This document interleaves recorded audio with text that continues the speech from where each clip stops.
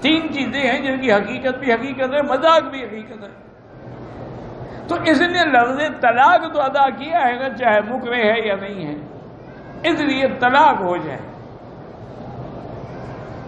لیکن ویسے بھی بہرحال احتیاط کیا کریں، یہ طلاق کا مسئلہ جو ہے بڑا شدید ہے، حتیٰ کہ بعض اوقات مثلا جیسے ایک دفعہ میں نے اخباروں میں بھی پڑھا تھا، پاکستان میں کوئی ڈرامہ تھا یا فلم تھی یا کیا تھی، وہ اصل میں حقیقت وہ میاں بیوی تھے جو کام کر رہے تھے۔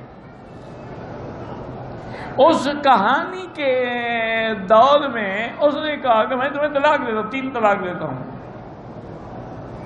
اب ڈرامے کے بعد جب علماء سے پوچھا، انہوں نے کہا طلاق ہو گئی۔ انہوں نے کہا حضرت میری بیوی میں مذاق کر رہا تھا، فلم تھی، ڈرامہ تھا، کوئی حقیقت تو نہیں تھی۔ انہوں نے کہا حقیقت ہو یا نہ ہو طلاق ہو۔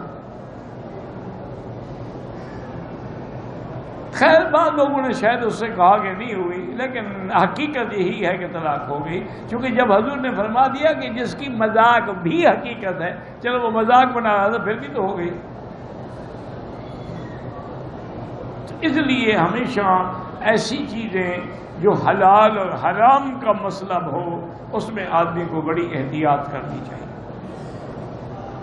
دیکھو نا جی، طلاق ہو گئی، پھر وہ ملتے رہے، وہ تو زنا کر رہے ہیں، آگے جو اولاد پیدا ہوگی ولد الزنا ہے، تو ایسی بے وقوفی کا کیا فائدہ؟